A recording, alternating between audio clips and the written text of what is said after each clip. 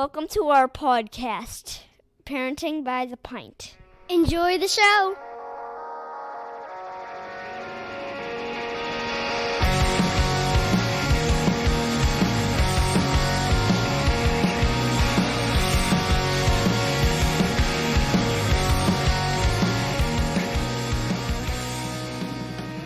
Greetings, Minivan Mafia. Lauren and I are longtime friends from Chicagoland that love getting together to chat about life, kids, family, and beer. Each week, we'll feature a brewery and sample at least 2 of their beers. We'll also discuss a variety of topics ranging from parenting, pop culture, travel, marriage, and just about anything else that comes to mind.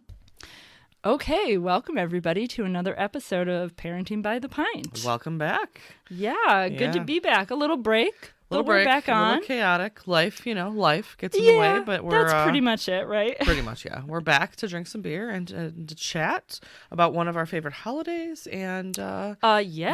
because it's a drinking holiday. Yeah, exactly. So we're going to talk about St. Patrick's Day, which... just happened, you guys. Yep. This episode was supposed to come out right before St. Patrick's Day, but things happen. Fate intervened, as it does. So after, but still close. But now we can talk about our most recent St. Patrick's. I almost said Thanksgiving. St. Patrick's Day. I mean, this could be your Thanksgiving, I guess. Sure, we'll go with that. You do eat food. We're thankful of sorts, for. Yeah. You know. All right, so we're gonna drink some Guinness. Yeah. And talk about St. Patrick's Day today. So let's start with regular old classic Guinness. Old classic Guinness. While you break that can open, and it's got that little... I read on the side of the can, because I had forgotten this little tidbit about them, that there's the widget inside. Yes, and it tells you to pour at 45 degrees. It gives you instructions. It's like dummy-proof. I love it. Well, let's be honest. Some of the people who drink Guinness might not be super seasoned beer drinkers.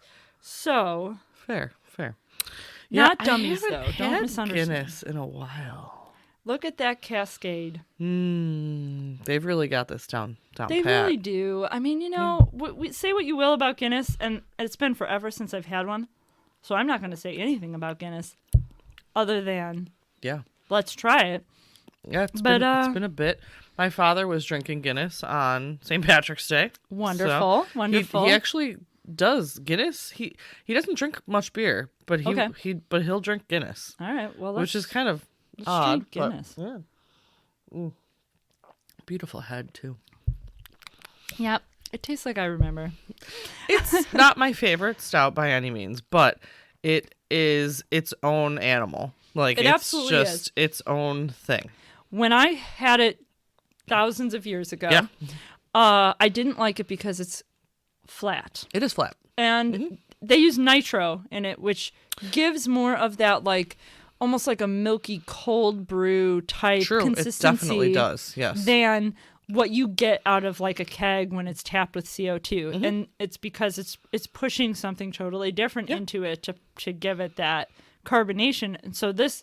nitrogen bubbles are like itty bitty tiny compared to CO2 bubbles. So, yes, and very that's different. Why it has a different flavor or completely a different texture, really. Yeah. Mouthfeel, different maybe. Mouthfeel. Yes. So, but you're right.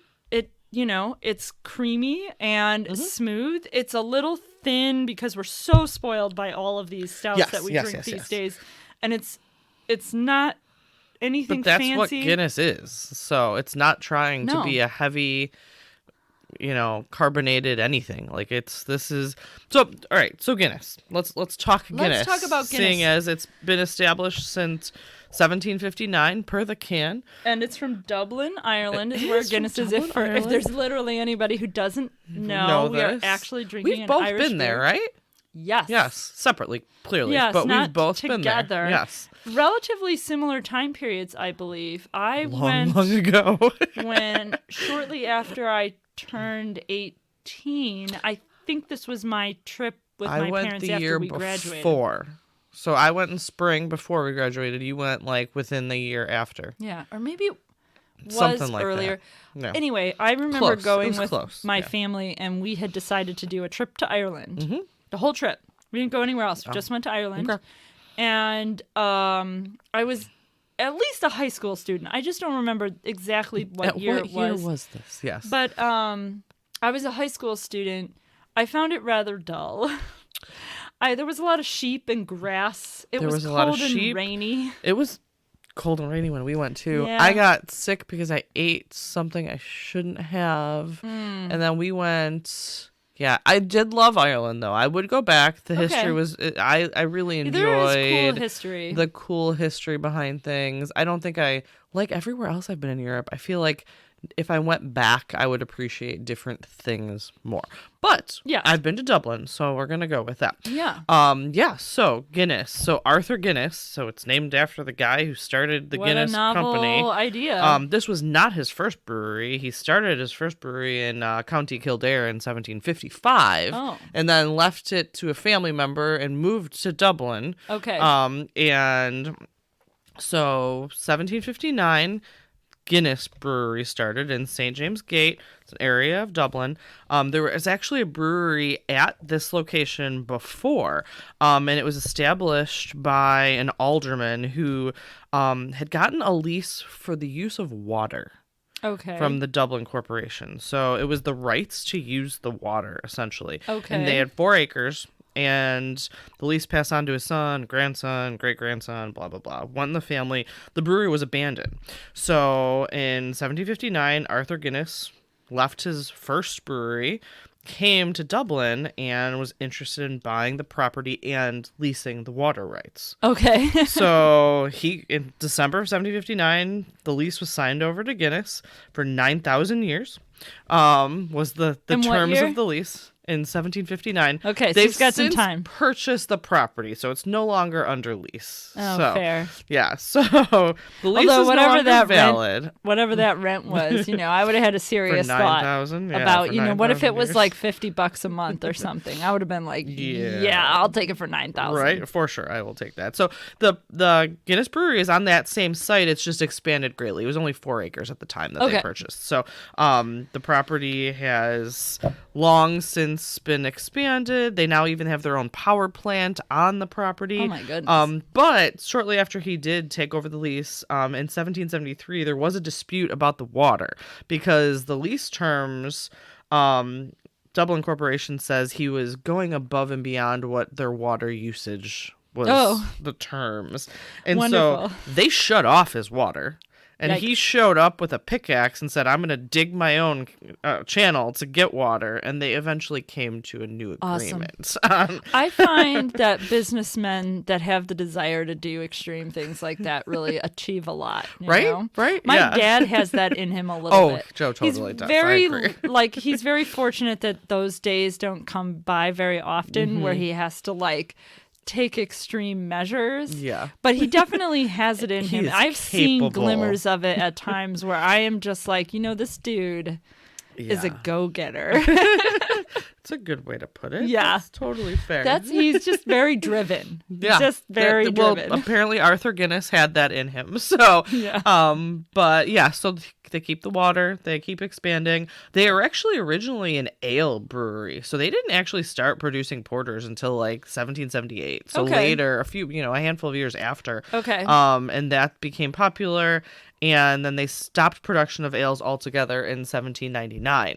But they originally were completely ale brewers. So interesting. They moved on and really have been, found their niche. They became the largest brewery in Ireland in 1838 and the largest brewery in the world in terms of output by 1886. So at 1886, they were brewing 1.2 million barrels. Which in 1886 was huge. That's insane. So the 1800s, that's how much they were brewing then. So they're clearly not the largest brewery now, but they're still one of the largest stout brewers in the world. Solely not surprising, stout. yeah. But yeah, 1886, 1.2 million barrels. That's huge. They went public on the London Stock Exchange in 1886. The Guinness family descendants still own, I believe they still own 51% of the stock, but or rights to it. They moved their headquarters to London in 1932 because of some laws in Ireland that were not friendly to the brewery and I believe taxation and some things. So that'll happen. Yeah. So they actually exported their first barrels of Guinness to the U.S. back in 1817. So long long ago. We were barely the U.S. then. Right? Yeah, exactly. So there was a brewery in America for a while after the World War that shut down in the 50s, I think. And in 2018, the first brewery in 64 years opened in Baltimore. So that is where the next beer we're drinking actually is Was brewed. brewed. I noticed that. So they do not brew their stout here. They brew it in Dublin. They brew their kind of other, like their blonde, their Guinness blonde they brew in Baltimore. Some of their variants they brew in Baltimore. They do not brew the basic stout. They brew only that. brew that in They Ireland. brew that in That's Dublin. kind of a cool fun fact, though. Yeah, they have a couple other breweries. At least they had it in Africa actually for a while, and one in Malaysia. I'm not sure what the status of some of those are, but interesting. They're now actually part of the Diageo UK beverage company, who own like a crap ton of beer, wine, and spirits companies. So like Tanqueray, Don Julio, Bailey's, Smithwick's. They own Johnny Walker. Like, I mean, the list goes on of all of the different companies. Bullet, Seagram's, Crown Royal. They're all owned by this beverage company. So now they are merged with them. I believe the Guinness family still owns quite a bit of the stock, but they are part of a much larger conglomerate now than they ever were. But yeah, so 1759, not the oldest brewery we've talked about, but definitely older than anything we see here, and they've been predominantly brewing the same single type of beer for a very long time. That's a big difference to Absolutely. like most of the breweries we talk about. Is there's a variety. Like, we're drinking two types, but one isn't something that you're going to get all the time. Sure. And most of their sales are all just regular Guinness stout. Regular classic Like, that's Guinness. it. That's where they make their money. So I was going to say, when I went to the liquor store to buy these two beers, I walked over to where the Guinness was. You know, I could see it at a distance because their labeling is so unique. Yep. You know, nobody uses black and gold like this. No, Not really. You can't mistake it. Yeah. No, certainly not. And I walk over and I'm standing in front of it and I'm staring at the shelf and everything on the shelf says Guinness. Yeah. And I'm like, sure, yeah, right? That's true. Yeah. And so then I'm like, okay, I know it's not blonde, but I haven't bought Guinness. I've never bought Guinness. I don't know if I've bought And Guinness. so I'm like, it's not blonde. And then they have an actual like cold brew. Mm-hmm. And I'm like, well, it's not the cold brew. And then they had extra. And I'm like, is that Is this what regular I want? Guinness? What do I want? What is? And so like ultimately, I brought home a 4-pack of what we're drinking Yes. and the other beer. And I brought it home and I tell this story to my husband and I show him what I bought and he goes, "Oh, you got the right one." And I was like, Good "Whew, job, Kara. that's good because otherwise I just wasted everybody's time and I have to go back right now and get the regular one." It was just a little bit confusing, Yeah. you know, That's because fair. it's just not something that I've bought. Yeah. You mentioned how we've both been to Ireland. I've We been have. to Dublin. I've been to the Guinness Brewery. I was underage, but they do give you Guinness Were on you the tour. underage for Ireland? What's Ireland? Is it I 16? think it's 16. I probably wasn't. I did get Guinness I was on the of tour. age in Ireland, not of age in America. My brother drank mine because even as if I had been at all of Yeah. a drinker, I don't think that It would've Guinness would have been your been the thing. thing. I would Yeah. have drank. It's an acquired taste, in my opinion. It is. It definitely is. But yeah, No, go it's ahead, an you were acquired gonna taste. You were saying like there's extra, there's nitro. For like 90% of their existence, they literally only had single stout, double, or extra. Those were the only things they made. Yeah. So that's like Well, and I don't know if you know this, but I was standing there staring at those individual things and being like, "What is this beer called?" I'm just like, "What it's am I?" literally just pretty much Guinness. Guinness. Yeah. That's it. And I was like, That's "Well, it. this one's the plainest. I'll So we're just gonna buy go this with one." that. And All right. So what did you get from? So I didn't drink beer, but I did get a souvenir from my Guinness brewery visit. I still have it in the box, and you guys, I'll post a picture of Which, it. by the way, because- guys, this is like 20 plus years old. I just want to point this out. It was £8, by the way. That's what it says Back on in here. like Well, whatever 2000 Irish ish. money is. Yikes. Sorry, everybody. But it's a sweet Irish whistle that says Guinness on it, and then Is it that has a cassette? Yeah, there's a cassette of songs That's on here. Let me see if I fantastic. can recognize even one of them. Hang on. Nothing so far. On Top of Old Smoky is on here. Oh, I think I know okay. that one.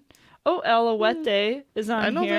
that. All right. Amazing Grace. Man, I could be very musically talented if I practiced everything on this cassette. Which clearly you haven't because it's still I in the feel box, like this is a YouTube so- episode where I teach Oh, myself. this is total. one of these All right. songs. All right. Okay. I think we got something going here. Challenge accepted. I will learn how to play this Irish whistle Okay. with Guinness branding on it that I Alright. bought at the Guinness Brewery. And I will totally play a song for you guys. I can do that. I can totally do that. I love it. You definitely need to do that. I like it. Yeah. So let's talk about St. Patrick's Day. St. Patrick's Day. While I contemplate learning how to play a musical instrument. Okay. So I, as usual, thought back to what, traditions and family activities we used to do on St. Patrick's Day. Not a huge holiday in my family. As mostly Italians, we just kind of not intentionally ignored St. Patrick's Day per se, because my wasn't your father thing. is a cook and does love the whole corned beef and cabbage tradition. So we definitely had corned beef and cabbage every yeah. year on St. definitely Patrick's do. Day. My dad's college roommate is Irish, and they have a tradition where on St. Patrick's Day, my father sends him a St. Patrick's Day card, and on St. Joseph's Day, Nice. his roommate sends him a St. Joseph's Day card. Oh, I like and they're always that. a little vulgar, funny, Yeah, or yeah. jokey about whatever, Irish or Italians or something like that. And it is adorable. I love that. And it's just it a really fun, is and they do it every adorable. year. That's fantastic. I love He that. showed me the card that he sent Yeah. to him this year. It was That's hilarious. awesome. It always is. But in general, and that's not really my tradition, but I do remember growing up in general, that was kind of it for Yeah. Irish, for St. Patrick's Day traditions. Yeah, my parents aren't Irish. My dad's Italian, my mom's Polish. So, my dad's Italian and German, I guess. But so definitely no Irish. But my godparents are very Irish. So Okay. my godmother's mother is from Castle Gregory. She has family still in Ireland. wow. Okay. So we always went there for St. Patrick's Day. That's always been a tradition. Even this year, my mom did St. Patrick's Day this year, but we made 17 pounds of corned beef. Holy cow. We've always done a gathering for Yeah. St. Patrick's Day. So, and I always remember that, frankly. I don't know Nice. when we didn't. So I love corned beef and cabbage. I do too, frankly. man. I said right? to my husband the other day, I'm like, why don't we make this more than just St. Patrick's I know, Day? it's so good. I don't yeah. know why. I don't know why you don't make it more. I don't know why I don't make it Right? more. I agree. Yeah. It's good. It's not hard to make. No. Yeah. The kids eat it. Yeah. They basically think it's ham, So Yeah, they're like, whatever, it's fine. But yeah, no, I even like cabbage. I do too. I always corned beef and I don't like cabbage. anything, Lauren. True. So I if like you like this, why Cabbage don't with we a make little it bit of malt vinegar. so good? Mwah. Yeah, now I want corned beef and Perfect. cabbage. But anyways, we should make it more often is the moral of the story. I agree. But we did always do that as a family on or around St. Patrick's Day, depending on when it falls. Even if it falls, my mother is hardcore Catholic. Even if it falls, so is my godmother, on a Friday, the Pope has, given everyone you're permission grandfathered out if you're Irish to yes, celebrate. to celebrate by eating corned beef. Is that a real thing or is that a pretend thing? No, it's a real thing. Awesome. Yeah. I was So- not aware of that. Yeah. I'm not Catholic either. In so in the past, I don't know if it's a proclamation when it happens, but it's Okay. definitely been you are allowed to Hey, eat this guys. on St. Patrick's Day. let's just skip it. For I mean, one day. realistically, all of those not eating things has more to do with business than it has anything to do with anything. But yes, we don't have to go into no. that. But yes, corned beef and cabbage. I'm a fan, Mm-hmm. even though I am not Irish at all, No, even a little bit. I've Yeah. done the Ancestry.com. I don't have a drop of Irish blood in me. yeah. I do have a clover tattoo though. Oh, well, that's me pretty and Irish. me and some girlfriends a few years ago, 3 years ago now, did Savannah for St. Patrick's Day. Oh, okay. And Savannah is actually supposed to be the largest St. Patrick's Day celebration in the United States. Wow, okay. Beyond, above Boston, above Chicago, above everything. And I 1000% believe that being there. Like, really? It was insane. Yeah. Wow. They do St. Patrick's Day like no city I've ever been for St. Patrick's Day. Nice. And it was a ton of fun, and they have it's a nonstop party all weekend. I don't know if you've been to Savannah, but they have like they have a river and a river walk, and they had bands set up. They had like everything. But anyways, we got tattoos because we like tattoos, and we were like, oh well, we'll commemorate this trip with a tattoo. So I absolutely love that. I don't know if my dad still listens to this podcast, but he doesn't know this. I actually did do that when I went to Amsterdam with my old college roommate, one of our old college roommates. We got windmill tattoos. Very small, just a little black outline, little tattoo while in Amsterdam. And I have zero regrets about it. And it's cute and fun. And I have no regrets. A lovely memory. Yes, no regrets. And that's how I feel about it. So, besides family I was traditions, going to say, speaking of college. Also. St. Patrick's Day is a really big deal in college. And especially at U of I. Especially at the University of Illinois, you guys. We do this thing called Unofficial St. Patrick's Day, which is not on St. Patrick's Day. It's on a random Friday or Saturday. I think it's on a random Saturday. And they dye all the beer green. Yep. So everything you drink is green. It's disgusting. Yeah. I don't know why we ever... But it was college, so... It basically gives you permission to drink during the day, which college students don't need a lot of excuses for that. But, I remember...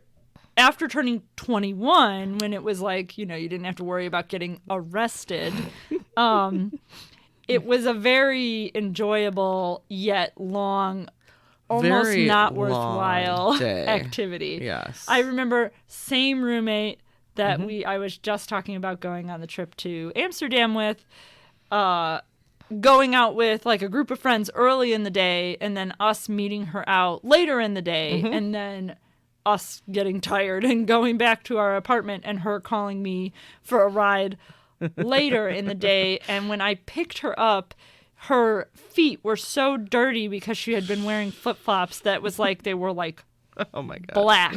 She said when she got in the shower, it was just like the water just was black from her feet.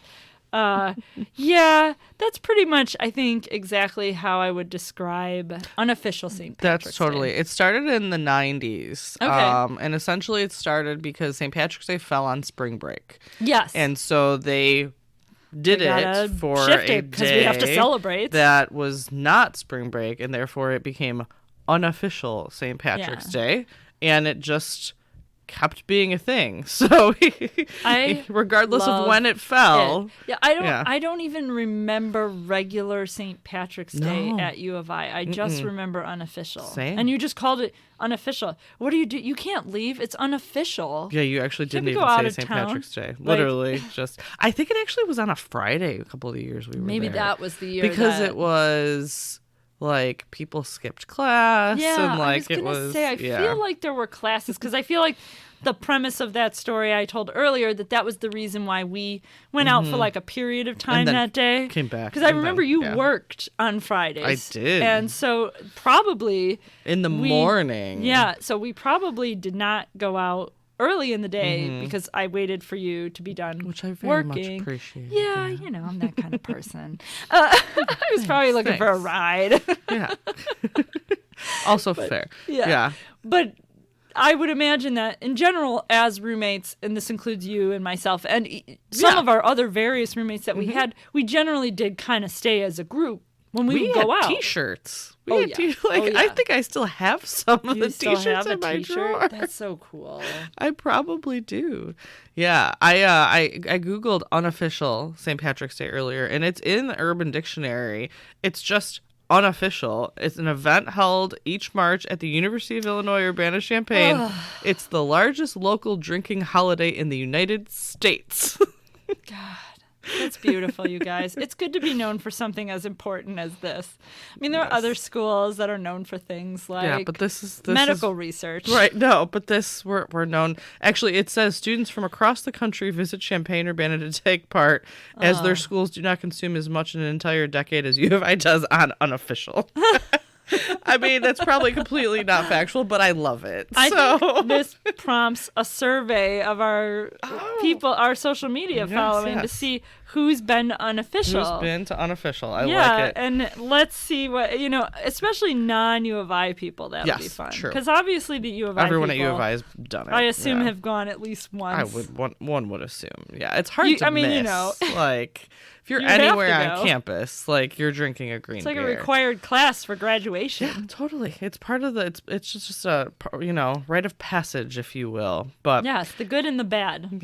yes, there's good and bad. So yes, that was college. But even I will say, like, last year, my husband and I and our friends went out for St. Patrick's Day, and wound up back at our house.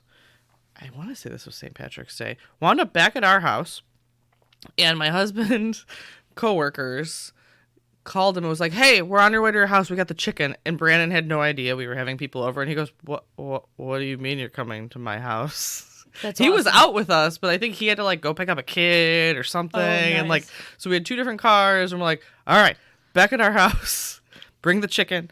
And we put the kids to bed, and then everybody still kept drinking, and it was just like college again, kind of. sounds really It was nice. really nice. I was thinking when we were talking about Unofficial, I had a moment where I was like, we should do that again. And then I was like, no, no, I'm no. 40 now. We can't can do make it. our own traditions. Yeah, that now, won't happen. but I will that's not be going to Unofficial. Even if by some stroke of magic one of my children goes there for college, no.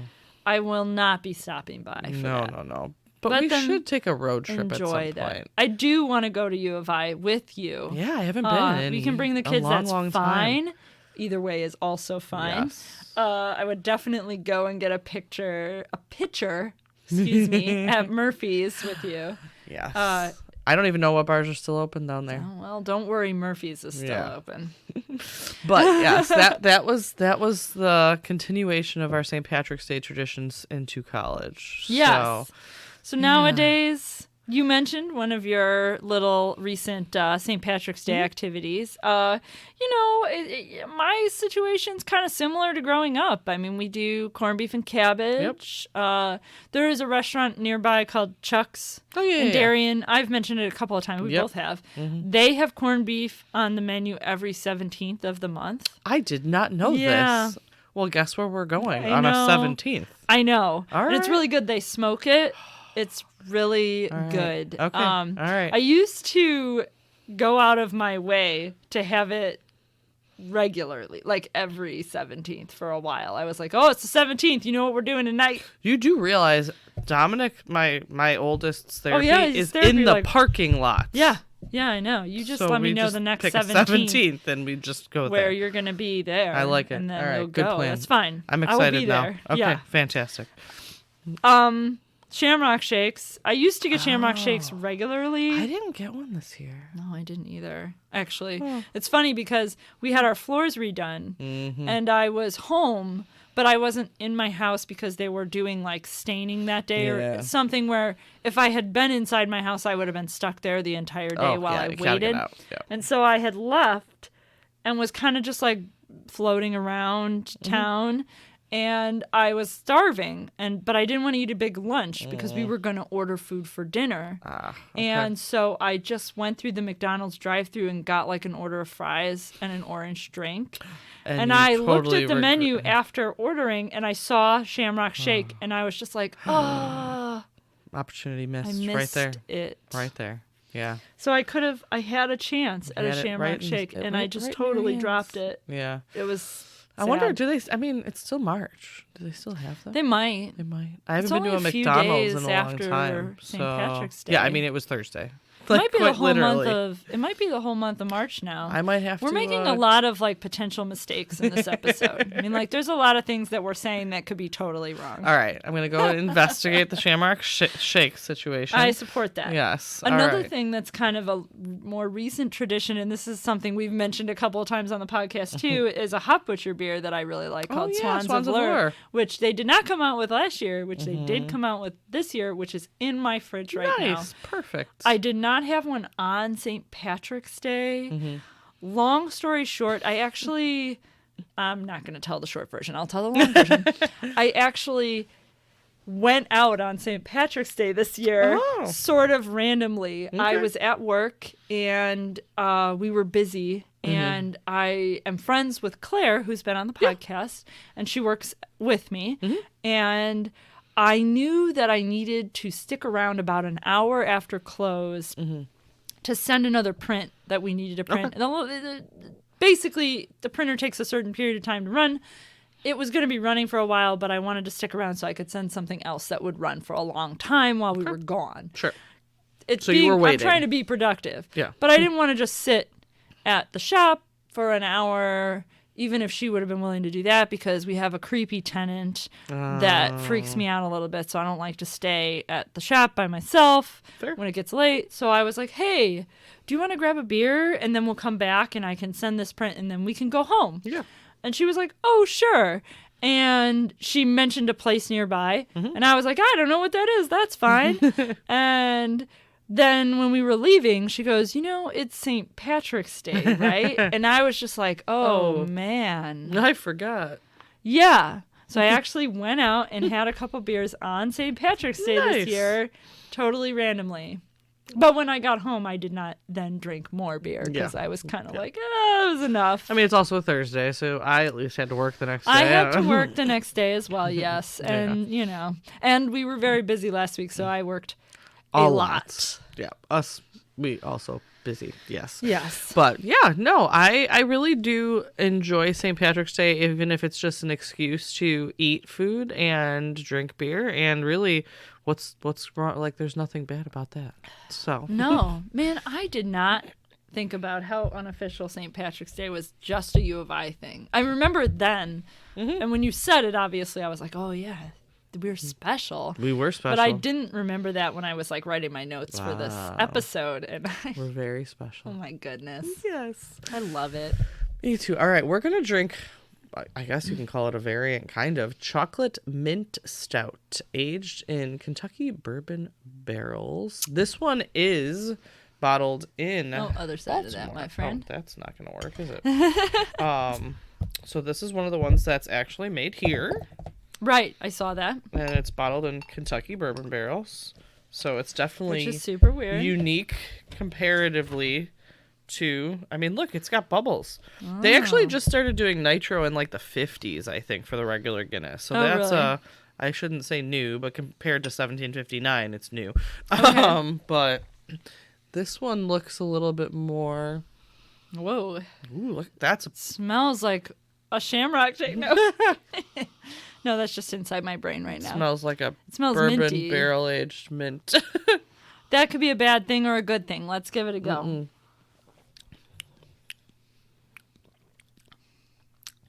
It's definitely got more carbonation than regular Guinness.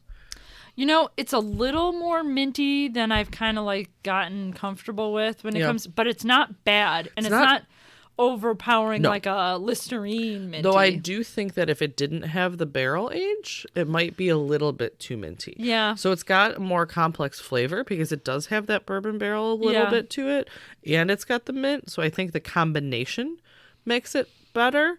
I think if it was just the mint, wouldn't be nearly as tasty, in my opinion. No, I think that's a really good point. I think that the balance of the barrel offsets that mint flavor enough for it not to be overpowering. Mint is such a tricky thing in beer. Because it's like we've almost had always that bad.